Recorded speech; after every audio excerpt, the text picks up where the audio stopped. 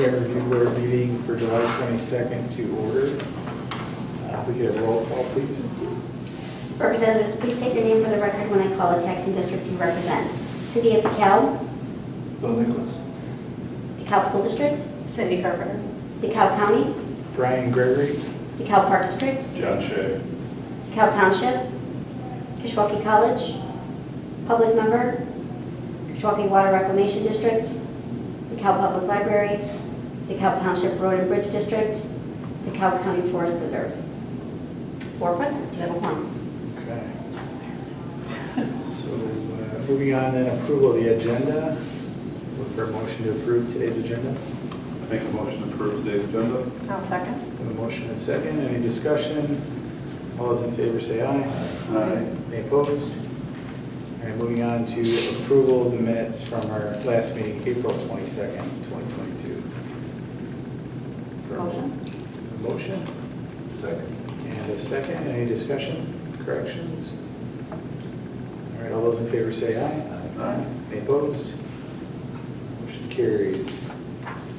Public participation. So at this point in the meeting, if anyone from the public would like to address the committee, they may do so, and I don't see anyone here.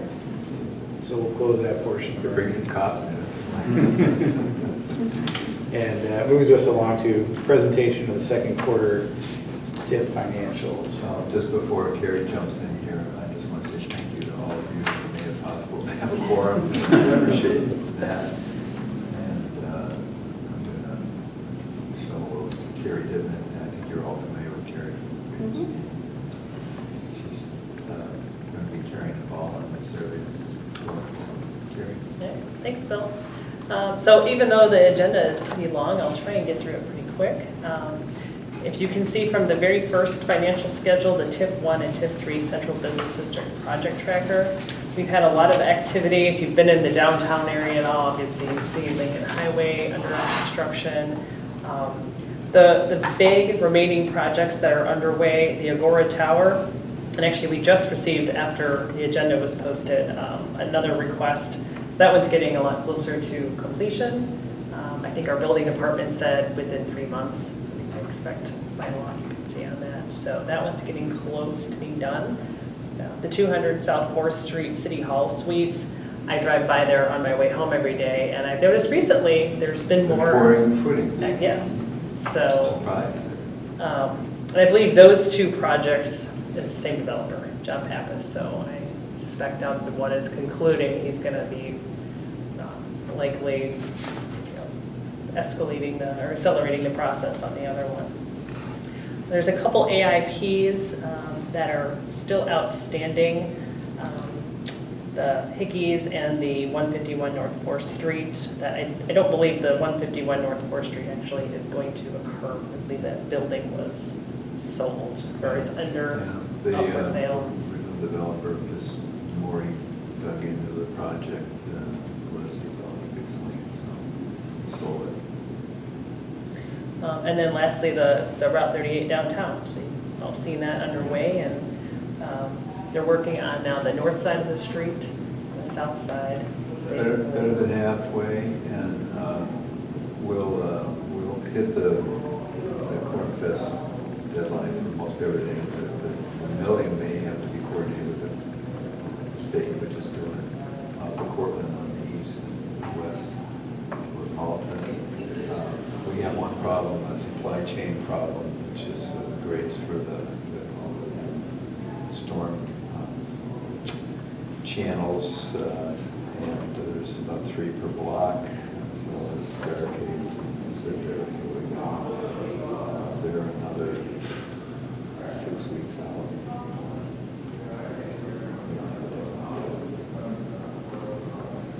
we'll wait about 500 days on some network equipment, literally. The sidewalk pitch to a channel, is that? No, so the state wouldn't let us dig down 4 or 5 feet because they do emergency things. They didn't want us to do it through the town because they felt there were too many unknowns in terms of quote contamination. We didn't want to get this fight over that. So they said you have to figure another way to get the water to the existing storm basins. And how do you do that? Well, we move the sidewalk and curve out, and so now we have these little channels coming in about 4 feet, 3, 4 feet, and the fancy grates that we had to invent, and they go into wet concrete. You can't just form it, or something. So they're about this wide and narrow to the beehive top that's there, and it's going to be a lot more complicated. That's why we can't finish. Gotcha. I have seen though businesses are already putting out They are. tables and things on the Yeah, sidewalks. that sounds good. Okay, hopefully that's helping all of them. So that's it for the project tracking schedule. The next schedule is the TIF 3 income statement summary. Since TIF 1 is expired, that one's all done, we're not going to present that one anymore. So within TIF 3, you can see the far right column year to date, we've received about just under $243,000 in property taxes, about $4,500 of interest, and then $8,700, of a refund. Within the expense side, $274,000 in capital projects and $36,915 is in the AIP. That's the Architectural Improvement Program section, and about $259 of legal notices. So that's where TIF 3 is at. The following report is our revenue and expenditure for TIF 3 in detail, so you can see the detail behind that summary schedule for each of the line items. Then our next report, we had our city fiscal audit for 12/31/21 completed in June, accepted by our city council on June 27. So the first report you see here is the independent auditor's actual TIF compliance report. So they audited both TIF 1 and TIF 3 and gave an unmodified or a clean opinion on the compliance, the city's compliance with the requirements for those TIFs. They also have excerpts of the individual fund financial statements within the report, so you can see also how TIF 1, TIF 3, and then the debt service fund for the TIF, how they fared for the fiscal year. So there's still a small remaining balance in TIF 1 of about $19,500 that we talked about at previous meetings, holding back in case there's any property tax protests from previous years. So that's where financials are at. Any questions on those? And is this the report that gets filed with the state? Yes, Okay. the next two reports then, the annual report with the comptroller for TIF 1, and then there's another one for TIF 3, were filed with the state comptroller's office. So this is the last one that TIF 1 is going to be submitting, and also then you see there's a lot of attachments in there. And then there's a second report further on for TIF 3. So that one will continue for the duration of that TIF until it expires. Any questions, anything I missed? I didn't print that. I was like, ready to hit the print, I'm like, wait, it's Yeah, 155 wait, pages, wait. wait a second. You're not. I was smart enough not to do that. All right, well, if there's no other questions, Carrie kind of touched on the current projects, but I don't know, Bill, if you wanted to add anything. There's a possibility of maybe one or two smaller AIP before the end of the year. We've already enhanced that. We've notified the council we may have to come back with $70,000. Yeah, we amended the budget by, I think, $47,000 additional because of the additional property We tax carried, yeah, that we, we that, the levy. and we carried over, we're still carrying that. That reminds me, I'm gonna go down there and just say, there you go, you're doing something new.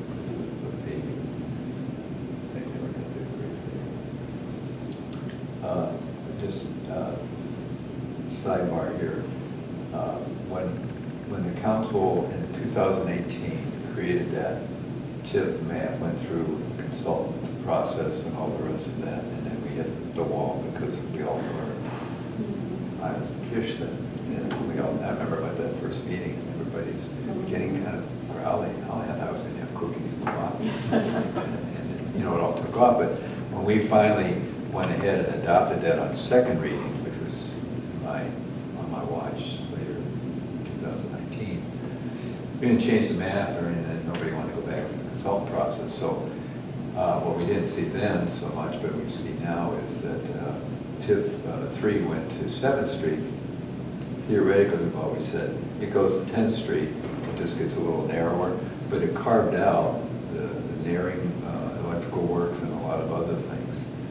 So what I'm going to propose, and Carrie and I are going to talk about this, we're going to have a lot of general revenue that we can put into a pot that we're just going to say we're going to do something to help some of the other related or close by businesses. But I'm thinking about proposing to the council something very similar to the AFP program, with a similar budget annually for a while, until we touch some of the properties that are both on the east end and also a little bit on the west end that are logical. They're built into the TIF, could have been, weren't, and geographically, there's this carve out that didn't make any sense. So that would help with the corner and stuff in Lincoln. But it won't be something we'll talk about, but if you hear something, some reference to the AFP program, well, what's going on here, it's really not this particular program. We'll call it something else.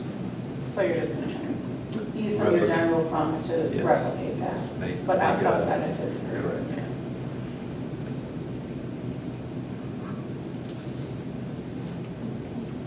Is it a matching program? Is it another word, sure? Well, it is in the sense that we only pay, the most we pay would be up to 50% of, there's 3 tiers, so if you're making ADA changes, that's a high priority. If you're just doing deferred maintenance, it's 10%, so in that sense, yes.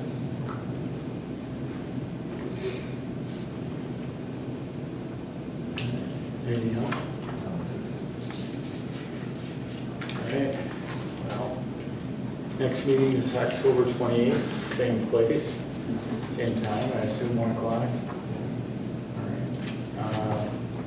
Next order of business is adjournment. So look for a motion. Motion. Motion and second. I was first. All those in favor? Aye. Any opposed? Thank you. Good job.